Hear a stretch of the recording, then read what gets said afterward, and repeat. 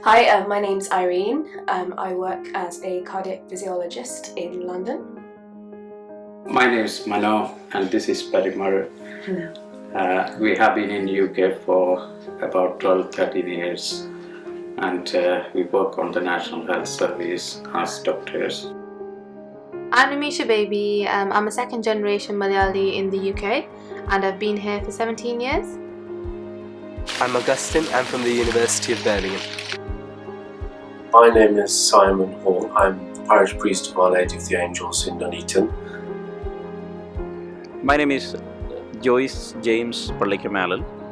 I'm a permanent deacon in the Syro Malabar Church. I have been in the UK for the last 17 years. I am Bishop Joseph Srabikil, the Bishop of the Syro Malabar Eparchy of Cape Breton.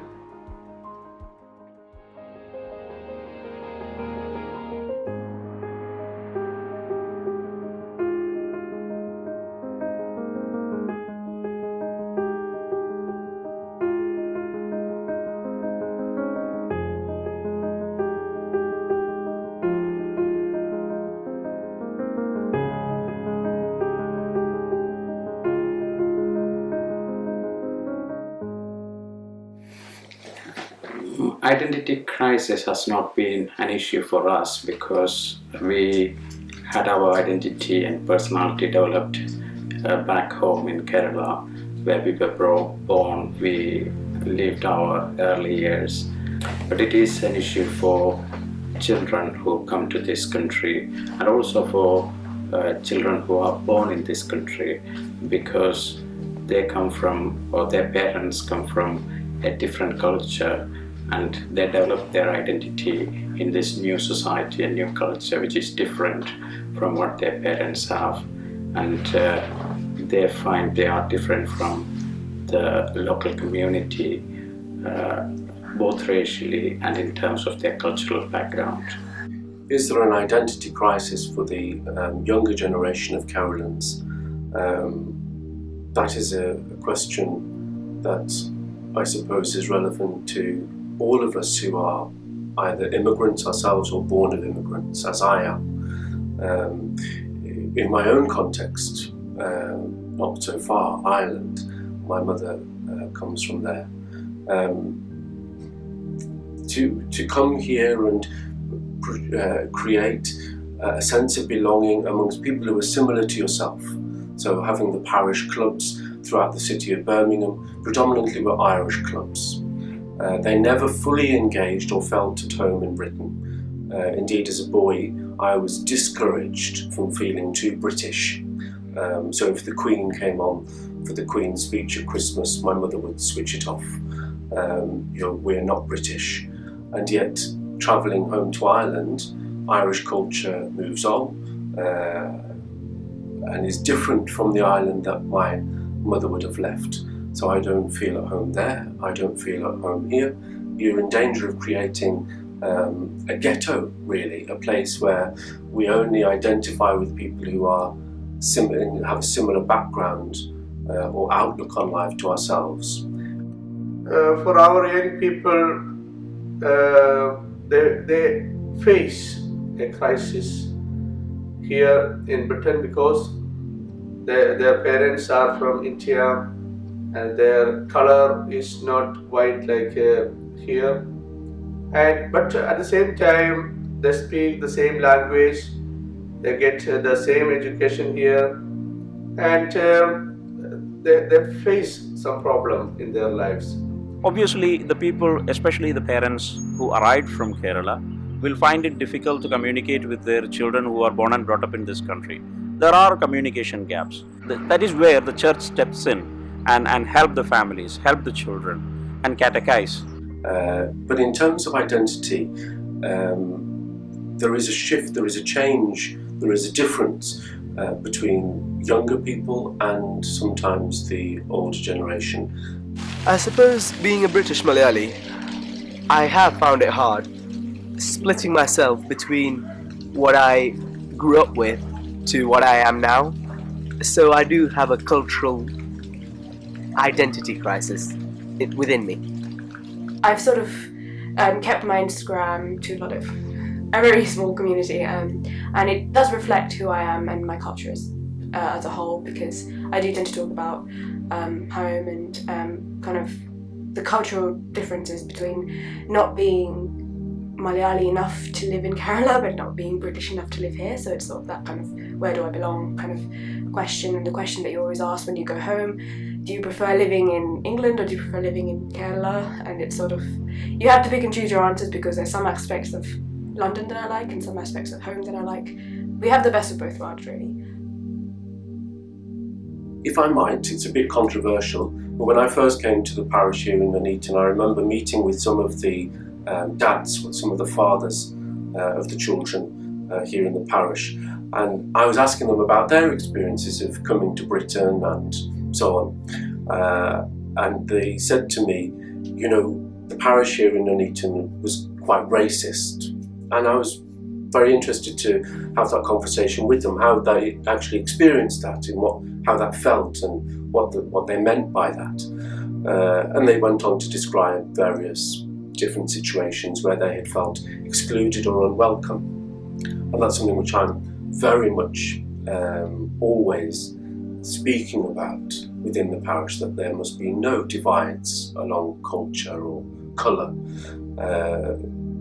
But then I challenged them too, and I asked them about how they might feel if their daughter, at the age of in her early 20s, was to meet a British man and fall in love and want to be married, a Catholic boy. And their response was interesting, to say the least. Marrying and things like that and having kids in the future, there are certain societal restrictions that are placed on us. I think it's just because we are first generation immigrants, our parents are still in very much the mindset that we can only marry within certain religions and within certain cultures, and going outside of that is breaking the norm. And I feel like our generation will be a lot more lenient with our kids because of what we're being exposed to. We are friends with people from all walks of life, all different countries, and it's very natural for us to, allow our future generations to have a lot more freedom to explore that, because it's a very beautiful thing that you have such diverse friendships. But I think our parents are still kind of in their minds, they want to preserve the bloodline and preserve that Malayali, exactly what we're talking about, that Malayali spirit and culture. So it's not that I feel restricted by my parents, I feel like I have an obligation to, uphold the values and uphold the Malayali traditions and find someone that is a Malayali, because I think at the end of the day I would find it very difficult to be compatible with anyone else. For me, even though marrying a Malayali girl is not that important, it is important that my children, my parents' grandchildren, have a bit of the culture that I grew up with. I think future life would be here, but a life here while upholding the traditions and the culture that has been passed down to me. So I'd want to get married in India, where everything is rooted where I am rooted, but obviously future life would have to be here.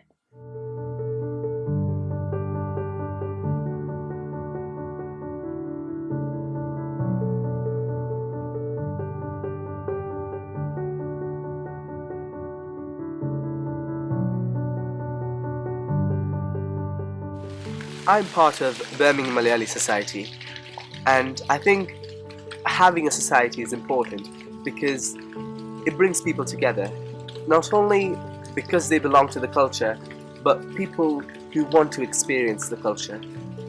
Whether it be games night, movie night, or just a chill day, it's an opportunity for people to mingle and be brought together in one identity.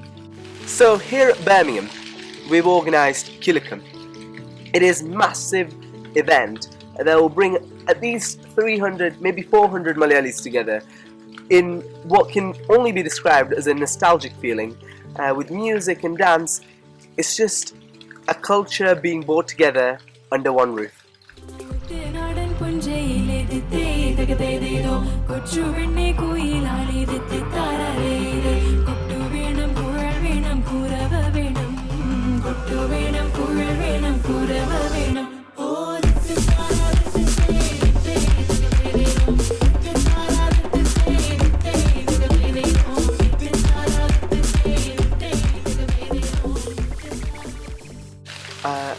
coming from behind the scenes of Kilakam, it's been a hectic run-up towards it.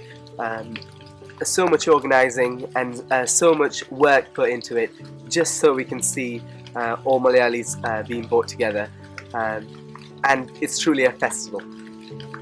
So I feel like to be a British Malayali is a very unique type of Malayali to be, because I feel like we are offered so many opportunities and so many events that celebrate our culture and encourage younger generations to kind of take hold of that culture, be it Malayali societies or religious societies within each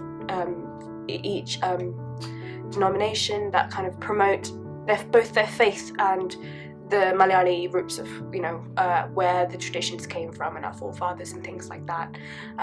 Things like, Margangali and, things like that. I mean, we still uphold those things, and, we teach our children these things, and it's still very much ingrained in their heads that, this is part of who they are, and they always have the option of going home and, going back to their roots if they want to. And it's nice to relate to people from other places who have grown up in countries that are a lot bigger and aren't exposed to as many Malayalis as we are in the UK.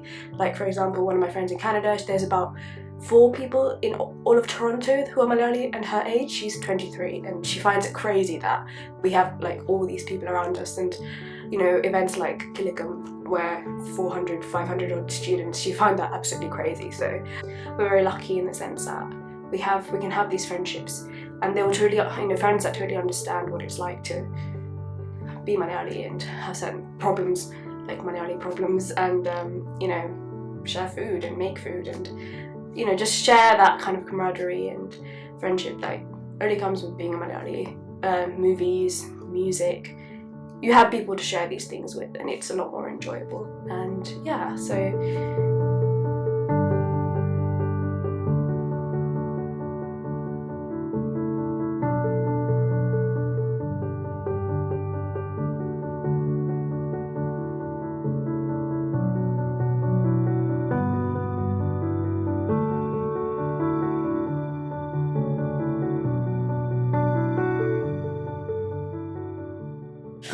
We are Catholics from India, Syro Malabar Catholics, and we have a diocese now in Great Britain. So there are many activities in the church. There are catechism classes, and there are family units and cultural programs organized in our community. So I think these are very good. We are quite active in all these, and I think it has an important role to combat identity crisis.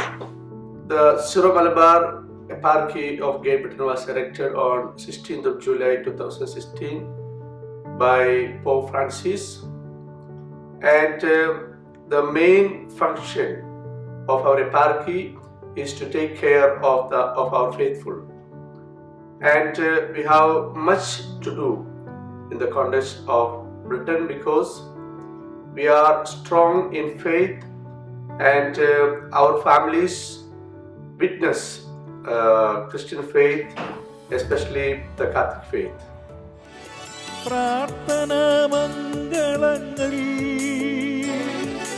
നേരുന്നു ഞങ്ങളൊന്ന് പ്രാർത്ഥന മംഗളങ്ങളിൽ നേരുന്നു ഞങ്ങളൊന്ന് സകല സൗഭാഗ്യത്തിൻ മുടിചൂടി നിൽക്കുന്ന സഭയിലെ മക്കളൊന്ന് സകല സൗഭാഗ്യത്തിൻ മുടിചൂടി നിൽക്കുന്ന സഭയിലെ മക്കളൊന്ന്.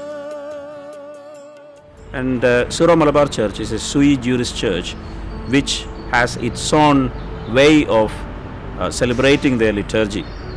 And the need of the people, especially the Syro Malabarians who are settled in the UK, varies. And it's not only about the culture or the language, it is about the way of celebrating the liturgy. And obviously the importance and the relevance of the diocese in the UK is significant.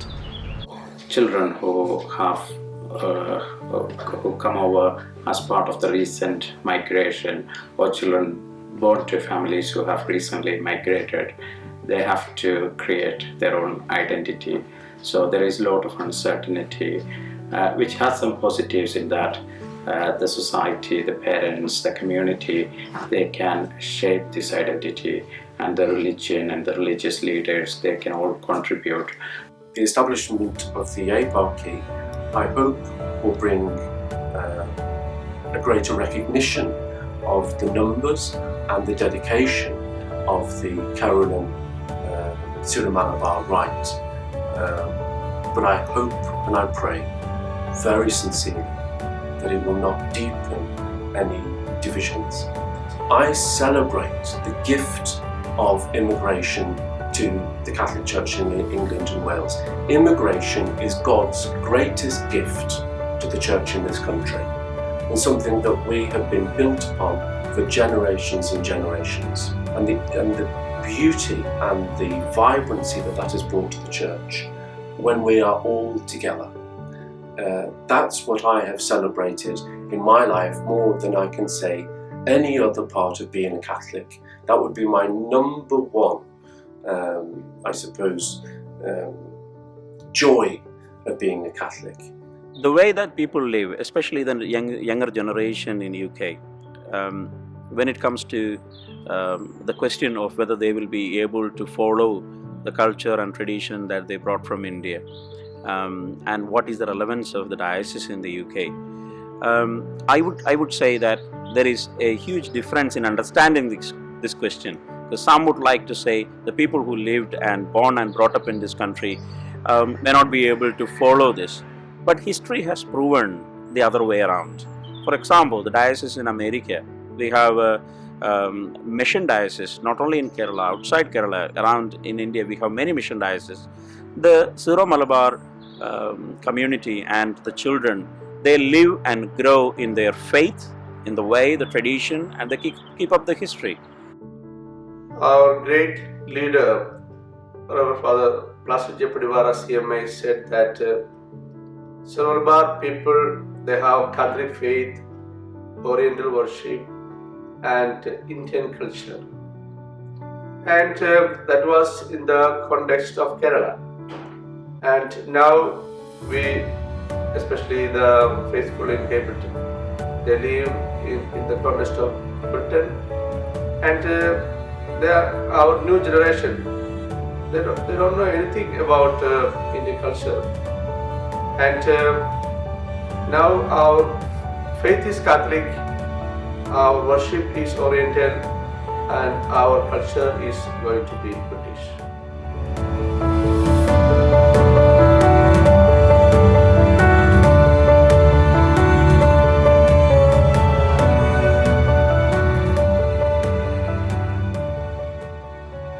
The relevance of a community like this is to promote the culture, to promote the good things, not bringing everything that they have in the culture and impose on them.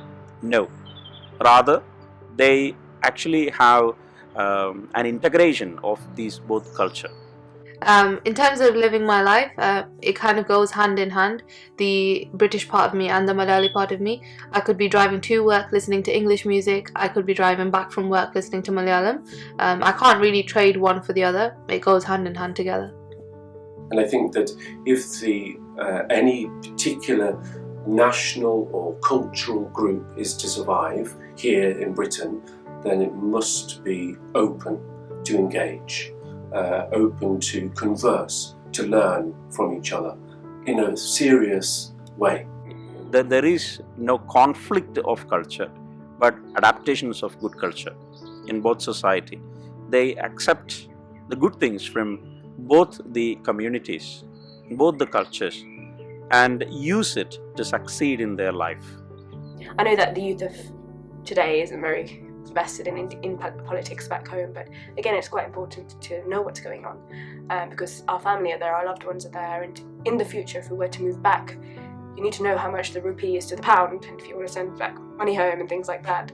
And just knowing your history and key figures in history, and it all helps to see where you are and where you've come to, and how this England and India are very united and connected in the past and things like that. So it's sort of fitting that we ended up in a place that was once our colonizer, but we're kind of contributing back to everything that, you know, everything that's happened between us is sort of like under calm waters now, so things like that. Identity crisis, I don't really kind of understand that. For me personally, it's a privilege, because you do get the best of both worlds, and you know, you get the best of the British culture and you get the best of the Malayali culture, which, you know, is not something that many people have. So I'd say it's a privilege more than a crisis. I was truly blessed to be able to visit Kerala earlier this year, and a trip to India, which was for me a trip of a lifetime. I had a significant birthday, and it's somewhere I've always aspired to visit. Kerala is described as God's own country, I know, and I saw certainly elements of that in the beauty of the nature, in the beauty of the people, in the beauty of their faith and of the church. So many positive things. I've lived with Malayalees, Malus, and I've asked them to teach me Malayali, but they've failed to do so. I know some basics, and I always try and say, God bless you, but I don't know whether my accent or whatever, so many people don't seem to understand what I'm saying. Devam enigrihikite.